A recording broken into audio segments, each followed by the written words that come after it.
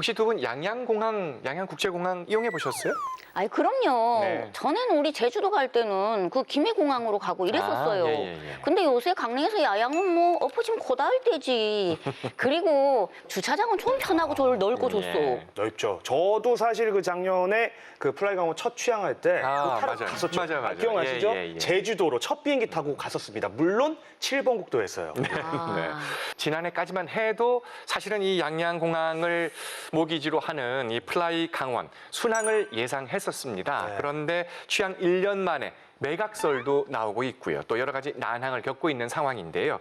강원도를 거점으로 한 항공사가 처한 위기는 결국은 강원도 내 관광이나 또 관련된 산업에까지 영향을 줄 수밖에 없는 그런 상황인데요. 오늘 이와 관련한 자세한 얘기를 여러분에게 들려드리려고 합니다. 강원도의회 김정중 도의원 모셨습니다. 의원님 어서 오십시오. 반갑습니다. 네, 안녕하십니까? 예. 제일 궁금한 게 일단 현 상태일 겁니다. 매각이 된다. 뭐 경북의 한 기업에서 인수를 할 예정이다. 뭐 이런 얘기들이 많이 들리는데요. 회사 측에서는 매각 계획이 없다라고 또 일축을 했단 말이죠. 의원님이 설명을 좀 해주시기 바랍니다. 예, 제가 확인한 바로는 구체적인 매각 계획은 없다 하는 네. 것이 현재까지의 사실이라고 봅니다. 근데 의원님요, 이런 위기가요, 이게 뭐 단순히 코로나 때문이래요? 아니면 뭐 특별히 다른 이유가 또 뭐 있는 거래요? 예, 그 결정적인 이유는 코로나19 때문이라고 네. 볼 수밖에 없습니다. 그 플라이 강원이 그 19년도 11월 달서부터 이제 운항이 시작됐는데 3개월 만에 그 코로나19가 시작이 됐고 그렇죠. 또 그 대규모로 우리가 확산이 됨으로 인해서 그 입국 제한 조치가 국가적으로 이루어지게 됐습니다. 그걸로 인해 가지고 전 세계가 코로나19로 인해서 많은 어려움을 겪고 있는데 그 중에서도 가장 어려움을 겪고 있는 것이 항공업계라고 볼 수밖에 없습니다. 뉴스에도 이미 보도가 된 내용이던데 이번 달부터 이제 전체 인원 240명 중에서 필수 인원 80명을 제외한 160명이 무급휴직에 들어간 상태입니다. 이 누적 적자가 지금까지 어느 정도 규모인지 좀 알려주시죠. 그 굉장히 그 안타까운 부분들인데요. 예. 그 전에 들은 입장에서는 그 전체 한 200억 정도의 200억. 그 지금 그 적자가 네. 지금 누적이 돼 있고요. 이것은 한꺼번에 지불하는 건 아니고요. 예. 이제 단계별로 그 항목별로 해가지고 지불을 하는데 약 한 50억 정도가 지금 급한 긴급 자금이라고 지금 보여지고 있습니다.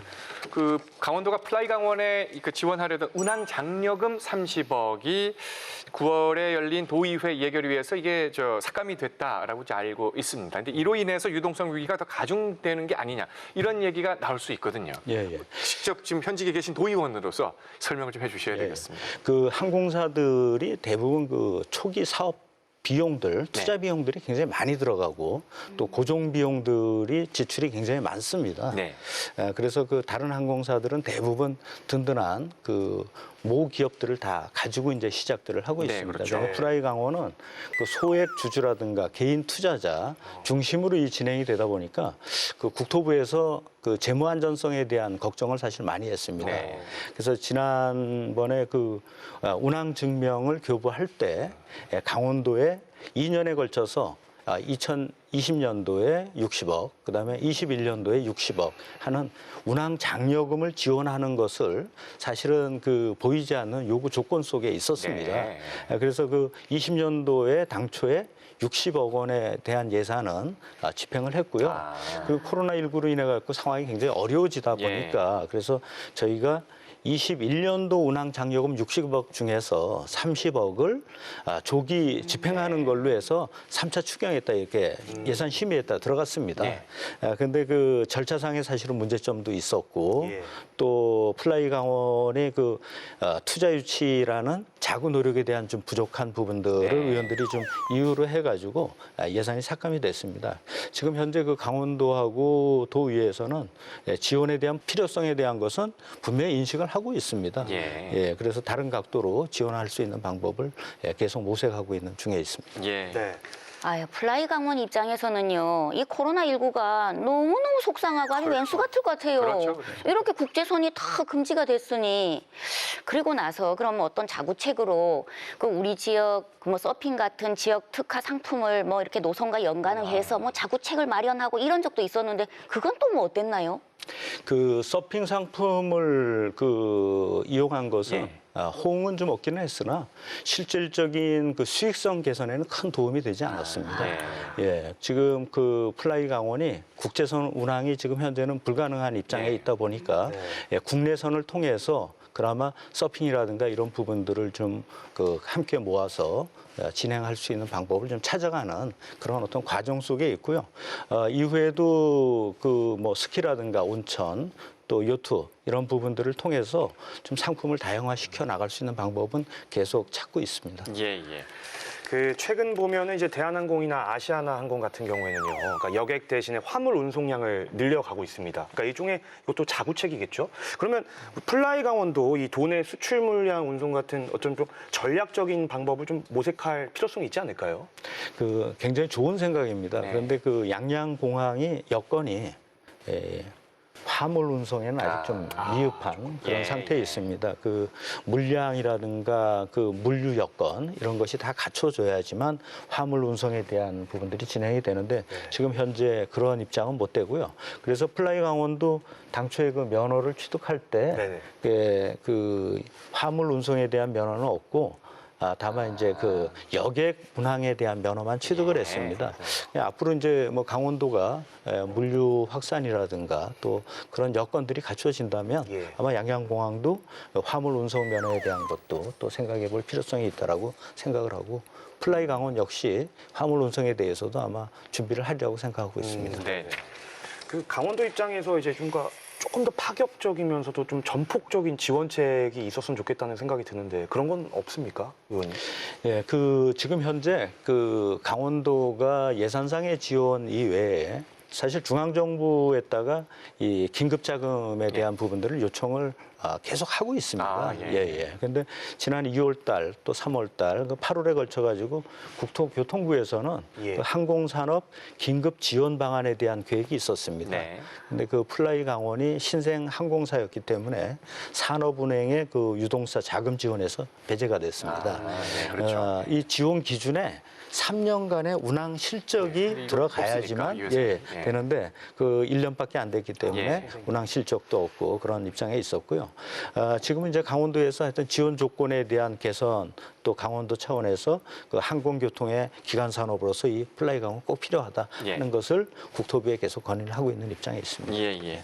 그 양양이 사실 이 떠오르는 곳이지 않습니까? 그리고 이 오색 케이블카 사업을 비롯해서 동해 북부선 연결 사업도 그렇고요. 이게 다 이제 중심적인 어떤 사업들인데 이 굵직굵직한 국가 기반의 사업들을 추진하고 있단 말이죠. 그러니까 이 양양 공항이 2002년에 이제 생겼지 않습니까? 그 이후에 지금까지 오면서 정말 우여곡절이 많았는데 아무튼 플라이 강원이 양양 공항을 모기지로 해서 취항을 어렵게 했습니다. 근데 양양 국제공항을 모기지로 하는 이런 항공 인프라가 만약에 사라진다면 전반적인 강원도 관광 산업에도 막대한 영향을 미치는 거 아닙니까? 예, 맞습니다. 그 플라이 강원이 아마 사라진다면 그 양양 공항의 활성화라는 것은 물론이고 강원도의 그 관광 활성화 또 일자리 창출 또 지역 경제에 미치는 영향이 굉장히 크다고 볼 수 있습니다. 사실 그 영동권에서는 강릉 지역에 있어서는 관광 거점 도시로 거듭나려고 하고 있고 또 속초 같은 경우에는 스마트 관광 도시 시범 조성 사업에 들어가 있습니다. 그리고 잘 아시다시피 우리 동해안권에는 경제자유구역 사업 등 해가지고 전체적으로 우리 동해안에 추진하고 있는 사업들이 굉장히 많이 있는데요. 아마 플라이 강원이 사라지게 된다면 그런 것에 영향이 많이 미치리라고 생각을 되고 또 2022년에 고성에서 산림 엑스포가 또 유치가 돼 있고요. 또 2024년에는 동계올림픽, 청소년 올림픽이 또 이 지역에서 이제 열리게 있습니다. 이 모든 것이 다 아마 영향을 받으리라고 생각하고 있습니다. 자, 그런데 말이죠. 양양 국제공항의 어떤 좀 시설을 좀 봤을 때는요. 그러니까 이용객 입장에서 주변에 뭐 숙소라든지 식당 이런 게 조금 턱없이 부족하다는 생각이 많이 들거든요. 그러니까 이런 부분들도 좀 같이 개선이 돼야 우리 양양 국제공항도 이렇게 같이 살아날 수 있지 않을까 이런 생각이 듭니다. 어떻게 보십니까? 그 공항 주변에 그 활성화되지 않은 것은 그 사실입니다. 사실인데요. 그 공항 주변의 어떤 변화는 공항이 활성화돼야지만 사실 자연스럽게 필요 시설들이 또 자리 잡을 수 있다라고 보고 있고요. 그래서 최근에 지금 8월 달 같은 경우에 다만 이 그 여객들이 많이 늘어나다 보니까 8월 달에 전에 없던 그 렌트카 업체가 양양공항에 상주를 시작했습니다. 예. 이런 것처럼 아마 양양공항이 활성화된다면 조금 전에 말씀하셨던 그 편의 이용 시설들이 확충되리라고 생각하고 있습니다. 예, 예. 우리나라의 공항 14곳 중에 10곳이 5년 연속 적자라고 합니다. 안타깝게도 양양국제공항도 그 10곳에 포함되고 있는 현실인데요. 항공사가 타격을 받는다. 그래서 공항까지 위협을 받는다. 이건 또 문제가 아닐 수 없겠죠. 국제공항으로서 역할을 다하기 위해서는 정규 노선도 그렇고요. 또 민항사 유치 같은 어떤 양양공항에서도 대책 마련이 좀 절실히 필요한 상황이 아닌가 생각하는데 그 점에 대해서는 어떻게 보십니까? 양양공항이 영국 BBC에서 네. 세계에서 가장 조용한 공항이라는 맞아요. 그런 오명을 기억납니다. 듣고 있었습니다. 예, 맞아요. 그런 적이 예. 있었죠. 그렇지만 실질적으로 그 공항이 유지될 수 있는 그 유일한 방안은 그 운항 노선 확보밖에는 없습니다. 비행기가 떠야지만 가능한 부분들이거든요. 그래서 운항 노선이 있어야 여객이 있고 또 여객이 있어야 면세점이라든가 식당 등 부대 시설들이 이렇게 유지가 되게 돼 있습니다. 그래서 양양공항이 활성화되자면 어쨌거나 우리 지역이 만들어낸 그 플라이 강원이라는 모기지 항공사를 중심으로 해서 발전할 수밖에 없다라는 말씀을 드리겠습니다. 예, 예. 코로나19가 장기화되면서 극심한 경영난을 겪고 있는 플라이 강원. 이제 뭐 존폐 위기설까지 이렇게 나오고 있는 상황입니다. 근본적인 또 강한 해결책이 강구가 돼서 현재 이 위기가 잘 극복될 수 있기를 저도 도민의 한 사람으로서 응원하겠습니다. 오늘 자세한 얘기 들려주신 강원도의회 김정중 도의원님이셨습니다. 고맙습니다. 네, 감사합니다.